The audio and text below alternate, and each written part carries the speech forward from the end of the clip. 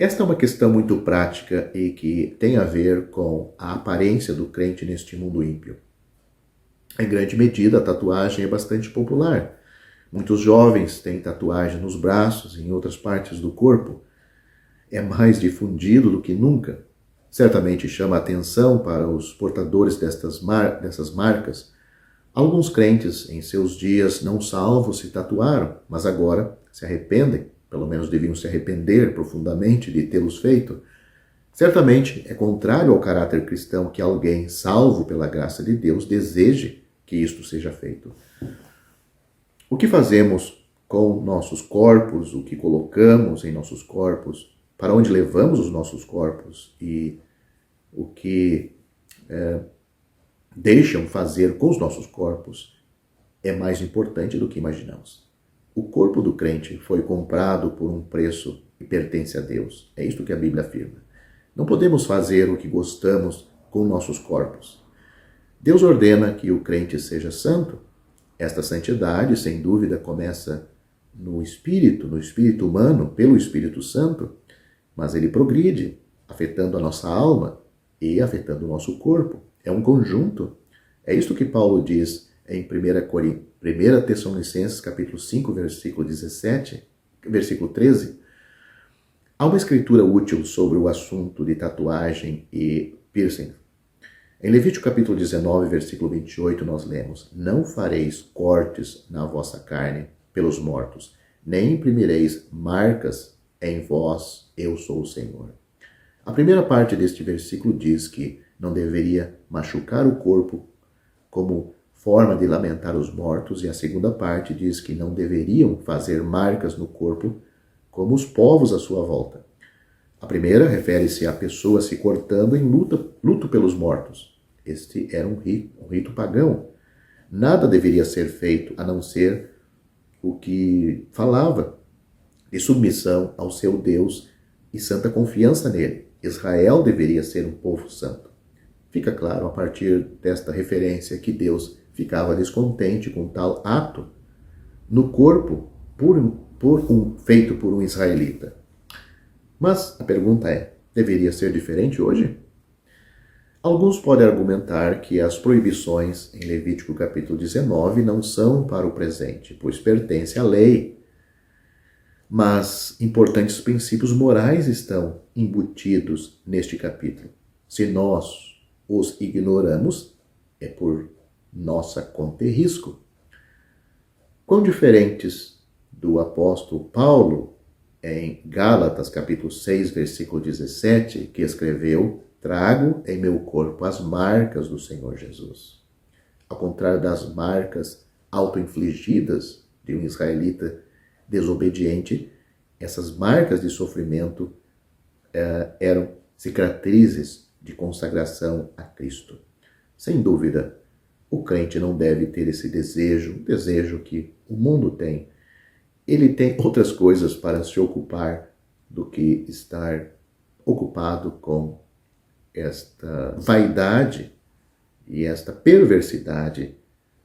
Ele vai se dedicar, sim, a ler a palavra de Deus e orar a Deus e procurar pregar o evangelho a outros que não são salvos.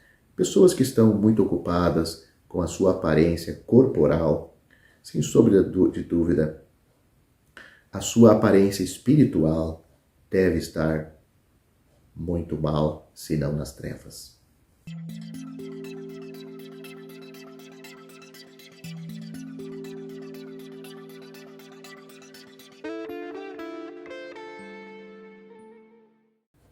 Havia uma tensão previsível no tribunal quando o governador Félix tomou seu lugar.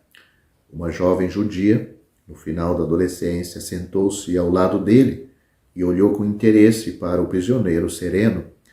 Seu marido governara a Judéia por vários anos e tinha uma boa ideia do que poderia ouvir naquele dia. Em Atos capítulo 24, quando Paulo começou a falar, Félix não ficou surpreso com a rapidez com que a questão do certo e do errado foi levantada. Esta questão é a parte de Deus em assuntos espirituais. E ele, Deus, determinou os limites para o nosso comportamento.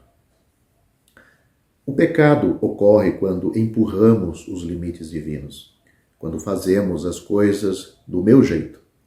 Félix sabia muito bem que ele havia deixado de lado os limites de todas as cores em sua ascensão ao poder.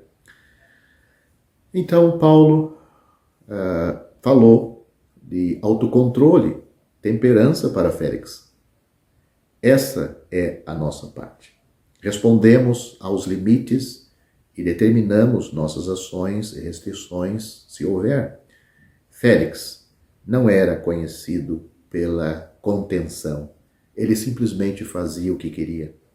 Por exemplo, sua esposa Drusila tinha apenas 16 anos quando ele a seduziu de seu verdadeiro marido. A história registra seu jogo de palavras, algo como eu sou Félix e felicidade será sua se você vier até mim. A vida é apenas uma grande festa, sem consequências?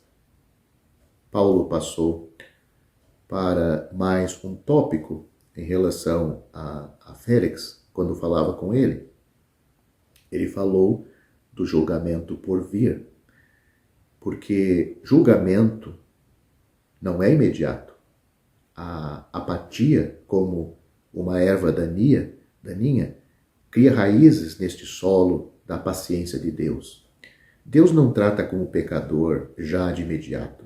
Deus, ele é longânimo, não querendo que alguns se percam, mas senão que todos venham a arrepender-se. Provavelmente você conhece o sentimento, mas o atraso é apenas uma oportunidade para a graça de Deus trabalhar em Félix, em você. Em breve os dias ensolarados de graça, não apreciada, o levarão a solenes dias da colheita de manhã, lidando com os pecados de ontem. Félix estava mais acostumado a receber cócegas em seus ouvidos por buscadores de favores, mas hoje, diante de Paulo, sua consciência o avisou de que ele estava ouvindo a verdade. Não era bem-vindo, mas estava claro. A encruzilhada estava diante dele naquele dia. Todos nós já estivemos lá e temos que escolher. Centenas de ideias passaram pela mente de Félix. E ele embaralhou os pensamentos de um lado para o outro. Mesmo antes de falar, ele sabia em seu coração que estava tomando uma decisão errada. Mas nesse tribunal ele também era um prisioneiro. A autoglória o controlava, não o autocontrole. Agora não, ele disse, mais tarde, quando for mais conveniente. Se você não conhece a história, leia a história deste homem em Atos capítulo 24. A vida seguiu em frente para ele, assim como para você. Ele tinha mais um amanhã, depois outro. Ele se acostumou com esse padrão. Ele até conseguiu falar com Paulo, o pregador, novamente. O pensamento ilusório sussurrou que iria durar para sempre. Não, ele se foi há séculos. Mas onde? Onde ele está hoje? Para ele, não é mais um julgamento por vir. Ele já veio e talvez inesperadamente para ele. Muitas vezes acontece assim. Uma queda, uma gripe, uma falha, também veio para Drusila, sua mulher tão nova, em uma erupção vulcânica. Não estava em sua agenda. Você que me ouve, os pecados de ontem, você que me ouve, que é um pecador perdido, os pecados de ontem, mais cedo ou mais tarde, encontrarão o julgamento vindouro.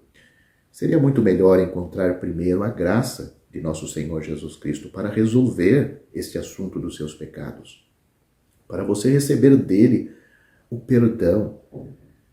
Você conhece sua história, a história de Jesus. Você sabe por que ele veio. Não resista a ele. A eternidade é muito tempo para para você se chamar de tolo? O Pai enviou o Filho para ser o Salvador do mundo. 1 João capítulo 4, versículo 14. O Senhor Jesus Cristo disse que Deus amou o mundo de tal maneira que deu o seu Filho unigênito, para que todo aquele que nele crê não pereça, mas tenha a vida eterna.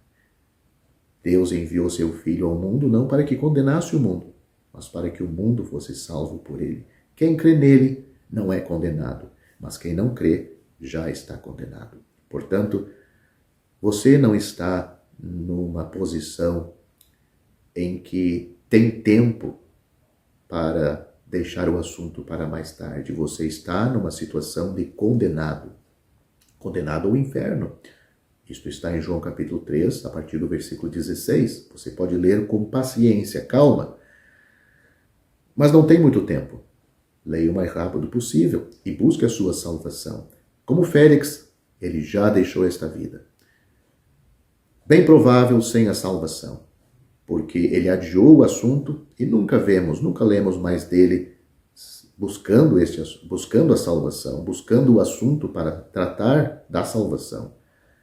Possivelmente este homem hoje está no inferno. E você? Mesmo sabendo dos avisos solenes, do erro de outros, vai cometer o mesmo? Espero que você seja prudente, busque a sua salvação, porque a eternidade está na frente de todos nós. Com a morte deixamos esta vida, mas partimos.